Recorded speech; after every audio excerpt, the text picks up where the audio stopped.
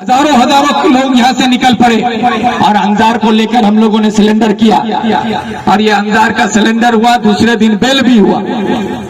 लेकिन जब सिलेंडर किया गया तो कुछ तृणमूल का नेता लोग फिर फड़फड़ाने लगा, क्या बोलता उसको, बरसाती मेढक की तरह कि ले जाए तो जेल ढुका दिले, अब निकला वे हमने। तो ये लोग जो है ना सब जाहिल नेता सब है, ये लोग को नेतागिरी आता नहीं है। जो बात अभी बोल रहा था हमारा मौलवी साहब कि कौन कितना पढ़ा लिखा है, तो पढ़ोगे लिखोगे तब ना जानोगे। ये लोग तो सब लिख लोड़ा पर पत्थर वाला नेता सब है, आता जाता कुछ नहीं है, दलाली के अलावा कुछ सीखा नहीं है। तो ये लोग जानेगा कैसे कि कानून क्या बोलता है। रब्बानी इस पर 307 का मामला लगाया कि ये रब्बानी को जान से मारने का कोशिश किया है। तो सोचिए कि रब्बानी का औकात कितना है कि रब्बानी को मारने के लिए एक अदना सा लड़का काफी है जिससे उसको डर के केस करना पड़ता है। सोचिए कि ये रब्बानी का औकात इसी में पता चलता है कि एक पश्चिम बंगाल सरकार का माइनॉरिटी का मिनिस्टर और वो बोलता है कि हमको एक 16 साल का अंजार नाम का लड़का जान से मारने का कोशिश किया, ये बोल के एफआईआर रजिस्टर कराया। तो इससे क्या साबित हुआ कि उसका औकात कितना है कि एक 16 साल का लड़का उसको मारने जा सकता है। तो ये अपनी बात अपने ही बोलता है। इसलिए आप लोगों से हम जो कहना चाहते हैं ना कि रब्बानी का डर खौफ अपने दिल से निकाल लीजिए, तृणमूल का खौफ अपने दिल से निकालिए। हम लोग हवाई चप्पल पैर में लेके चलते हैं, हम लोग हवाई चप्पल अपने पैर में लेके चलते हैं और रब्बानी हवाई चप्पल अपना सर में लेके चलता है, इसीलिए लाल बत्ती उसका है। समझे? और कोई बात नहीं है, और कोई बात नहीं है। अभी अंजार को जेल में घुसाया रहा था, उसको लेके हम लोग थाना घेरे, सिलेंडर हुआ, पूरा बंगाल में हलचल मच गया, हर अखबार में टीवी में छा गया अंजार की गिरफ्तारी को लेके। तो ये ममता बनर्जी बोली आज तुम के मंत्री रखा जावे ना, तुम ही बेर हो, जो मंत्री से निकलो यहाँ से। तो रब्बानी दौड़ के जाके वो हवाई चप्पल तो उसका मंत्री का दफ्तर छीन के उसको मंत्री रख दी। लेकिन अभी क्या मंत्री है वो, पहले था माइनॉरिटी, अब है गाजर मूली का दफ्तर का मंत्री। गाजर मूली का मंत्री क्यों बोलते हैं उसको, अंग्रेजी में बोला जाता है फूड प्रोसेसिंग डिपार्टमेंट। आसान नहीं हुआ, कितना देर है कि फूड प्रोसेसिंग डिपार्टमेंट का मिनिस्टर है। तो फूड प्रोसेसिंग डिपार्टमेंट क्या है कि बंगाल में जो साग सब्जी होता है उसको कैसे रख के फ्रिज में बंद करके उसको कैसे आप बना के अचार उचार बना सकते हैं, उसका दफ्तर का मंत्री है। तो अभी अगर तृणमूल का नेता लोग को अचार उचार खाना हो तो रब्बानी साहब के पास जा सकते हैं, अब वो कोई काम का लायक नहीं रहेगा। इसीलिए आवाम को हम ये बताना चाहते हैं कि आप ही की ताकत थी जिसके दम पर वो यहाँ का एमएलए बना और सरकार का मंत्री बन के वो अपने आप में जो उड़ रहा था उसका पर काट के आज उसको औकात में लाने वाले भी आप ही लोग हैं। तो इसलिए आप लोगों को किसी से डरने और घबराने की जरूरत नहीं है कि ममता बनर्जी की सरकार है या यहाँ कौन मंत्री है, उससे कोई फर्क नहीं पड़ता।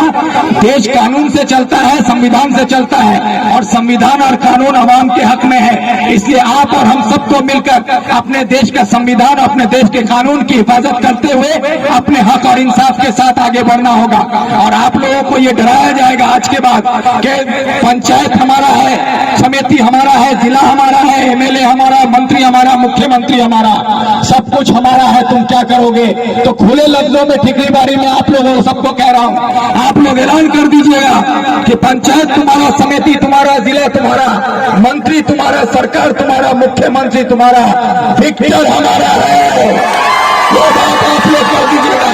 कांग्रेस आई हमारा है, गुप्ता हमारा है, अभिनंदन चौधरी हमारा है। ऐसे आप सुनाते नहीं है तो बेखौफ होकर खुले लफ्जों में ललकारते हुए कह दीजिएगा लक्ष्मी भंडार पाबो, कन्याश्री पाबो, रूपोश्री पाबो, ईडा पाबो, उडा पाबो, सब बताएगा। तो एक कहानी सुनाते हैं तो समझ में आएगा कि ये लक्ष्मी भंडार, रूपोश्री, कन्याश्री क्या चीज है। चकलिया में एक मशहूर चोर है, उसका नाम है कलवा चोर। बच्चा ला बढ़िया से सुन, फिर सभा को सुनाबो तोर दोस्त ला। चकलिया में एक मशहूर चोर है, उसका नाम है कलवा चोर। ये कलवा चोर का फितरत है चोरी करना। एक दिन चकलिया बस स्टैंड में बस आके रुकी, कलवा चोर गया, एक पैसेंजर का जेब में 5,000 रुपया था, सारा पैसा चोरी कर लिया।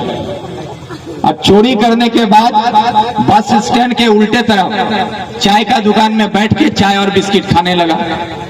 और जिसका पैसा चोरी हुआ वो रोने लगा, चिल्लाने लगा कि मोर पॉकेट जतला टका छिल सबला चोरी हो गेल, मोर बेटार दवा लुआ होबे, घर जो होबे, सौदा लुआ होबे, मैं की करूं।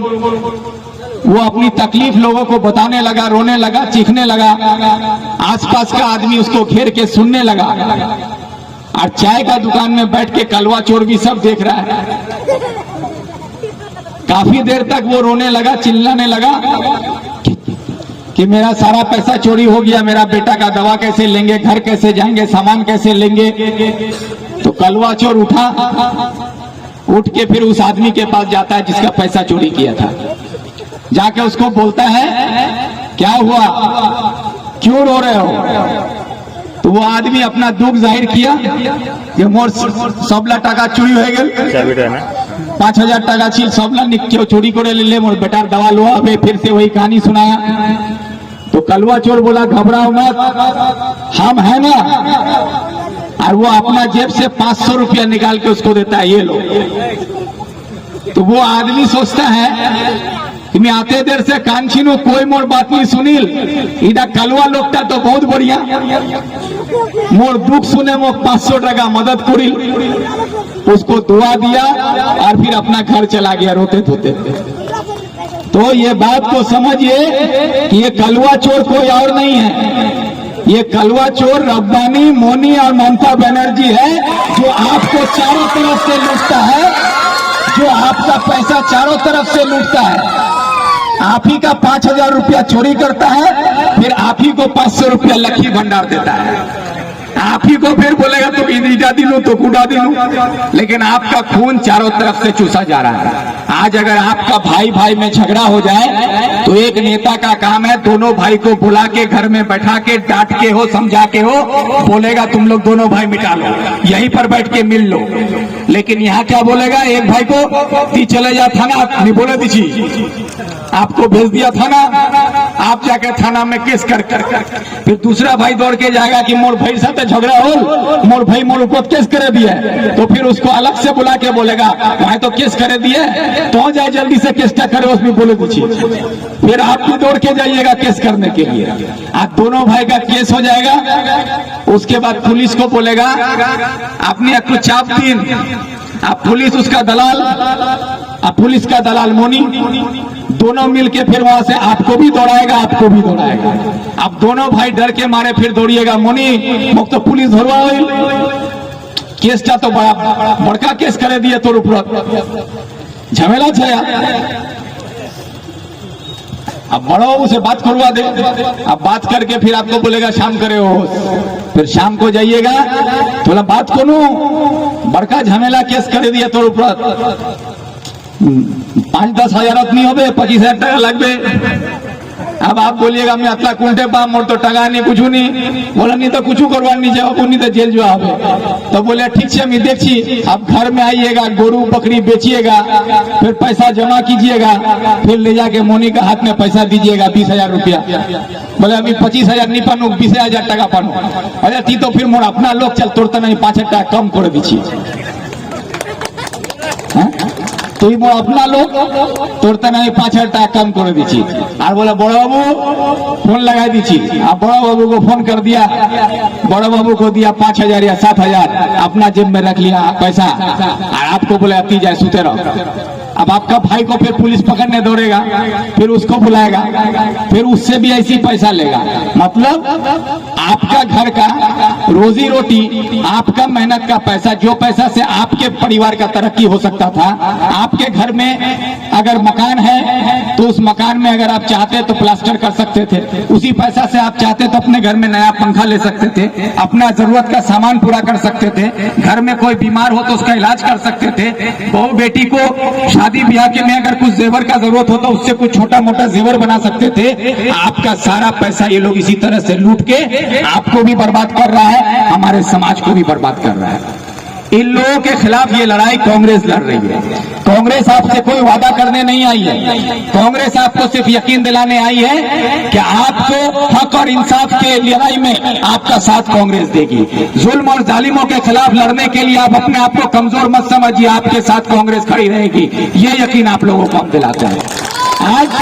और ये सिर्फ हम ये बात सिर्फ हम कहने के लिए यहाँ ठिकरीबारी हाट में नहीं कह रहे हैं, हर वक्त हम इस बात को साबित करते हुए आए हैं। जब हम ग्वालपोखर के एमएलए थे तब भी, जब हम चकलिया के एमएलए रहे तब भी, और आज एमएलए नहीं है तब भी, जब भी आप लोगों को ने आवाज दी और जब भी जुल्म हुआ है, जब आप जुल्म के सामने घुटना टेकने पर मजबूर हुए हैं या पुलिस आपके ऊपर हावी होने की कोशिश की है, उस वक्त अगर हमको ये खबर मिला है कि यहाँ पर ज्यादती हो रही है तो हम किसी का इंतजार नहीं किए, हम आकर आपके बीच में खड़े हुए हैं और आपकी ताकत बन के हम हुकूमत से लड़ने के लिए तैयार हो जाते हैं। और आज उसका एक नमूना आप लोगों के सामने है कि आज जिस तरह से जैनगांव पंचायत में का प्रधान आरिफ को कत्ल किया, पुलिस के मौजूदगी में पुलिस खड़ी रही और आरिफ का कत्ल कर दिया गया। इतनी ताकत कहां से आया? एक पंचायत का प्रधान हो या गुंडा हो, उसको इतनी ताकत कहां से मिली कि पुलिस के सामने खड़ा होकर वो किसी नौजवान को मौत के घाट उतार दे? ये ताकत देने वाला कौन है? ये ताकत देने वाला और कोई नहीं, जो आपके पास दर दर भटक कर आपके घर में जाके नाना, मामू, फूफा, भाई, भतीजा, बाप, सनबाप बना के आपसे वोट मांगा था, यही गुलाम रब्बानी है जो आज आपके खिलाफ नाजिश जैसे गुंडे के हाथ में इतनी ताकत देके रखा है कि वो खुलेआम पुलिस के मौजूदगी में हमारे भाई भतीजे को कत्ल कर रहा है। और ऐसे लोगों को आज आपको सबक सिखाना होगा। सिर्फ रब्बानी को सियासत से बेदखल करने से नहीं होगा, ऐसे लोगों को समाज और सियासत दोनों से बेदखल करना होगा। हम ये बात इसलिए कहते हैं कि समाज और सियासत, अगर समाज में आप अच्छे लोगों को नहीं जगह दीजिएगा तो सियासत में अच्छे लोग नहीं आएंगे। इसलिए अगर आप सियासत को साफ सुथरा रखना चाहते हैं तो समाज में भी ऐसे लोगों को जगह नहीं देना होगा। इसलिए समाज और सियासत से ऐसे लोगों को बेदखल कीजिए। आज गुलाम रब्बानी साहब